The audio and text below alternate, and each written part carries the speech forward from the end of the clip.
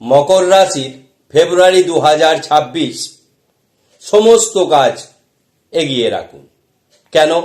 ফেব্রুয়ারি 2026 মকর রাশির জন্য অত্যন্ত সুন্দর হতে চলেছে।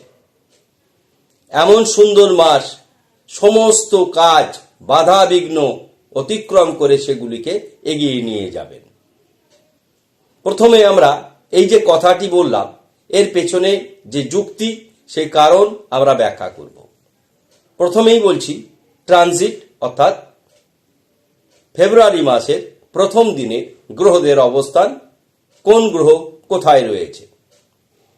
দেবগুরু বৃহস্পতি মিথুন রাশিতে রয়েছেন, চন্দ্রদেব কর্কট রাশিতে স্বক্ষেত্রে রয়েছে, কেতু সিংহ রাশিতে রয়েছে এবং চতুর্গ্রহী 4টি গ্রহ একত্রে রয়েছে মকর রাশিতে, রবি, বুধ, শুক্র, মঙ্গল।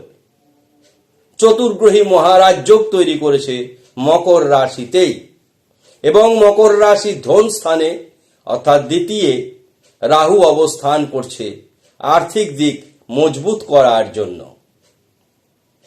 তৃতীয় স্থান মীন রাশি, সেখানে রয়েছেন শনিদেব স্বক্ষেত্রে উত্তর ফাল্গুনী নক্ষত্রে, মীন রাশি স্বনক্ষত্রে উত্তর ফাল্গুনী নক্ষত্রে মা গৃহে অবস্থায় ডাইরেক্ট শুভ ফল দেবে গুরুগৃহে। প্রত্যেকটি গ্রহের অবস্থান 9টি গ্রহের শুনলেন। শুভ যোগ মকর রাশিতে তৈরি হয়েছে, চতুর্গ্রহী মহারাজ যোগ, রবি বুধ বুধাদিত্য যোগ, শুক্র রবি শুক্রাদিত্য যোগ, গজলক্ষ্মী যোগ, লক্ষ্মীনারায়ণ যোগ, বুধ শুক্র লক্ষ্মীনারায়ণ যোগ হয়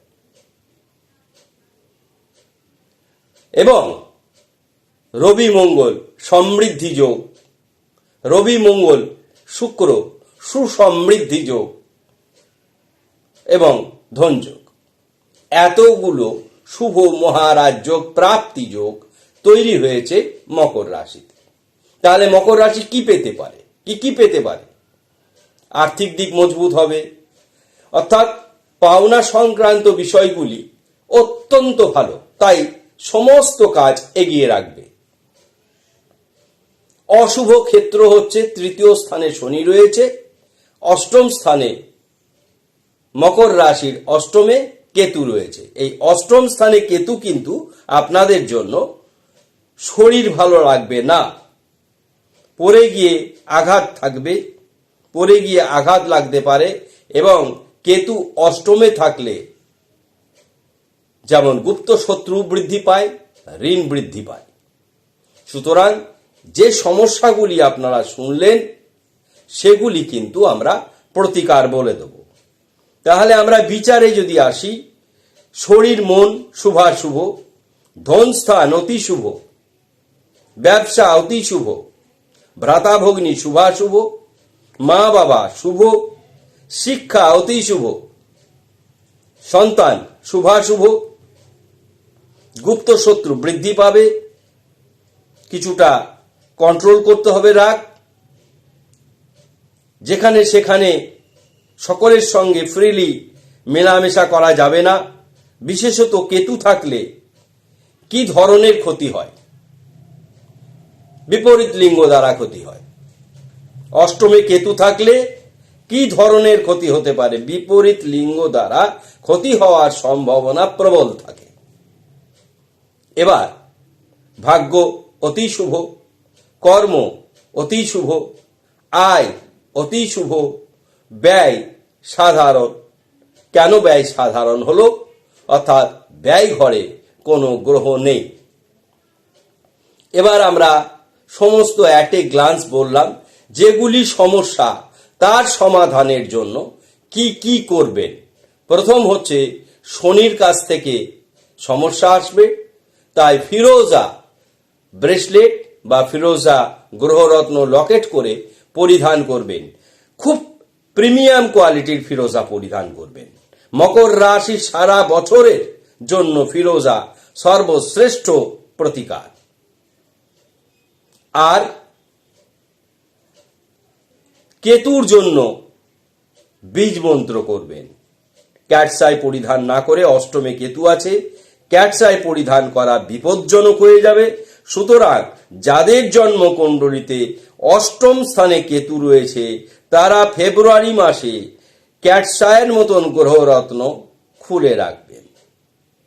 যারা এ ব্যাপারে পরামর্শ গ্রহণ করতে চান, আমরা প্রত্যেক সোমবার বিকেল 5টা থেকে 6টার মধ্যে সেই ফোন ধরি এবং ধরে বলে দেব কিভাবে সেই গ্রহরত্ন খুলবেন, অর্থাৎ দেহ থেকে পরিত্যাগ করবেন।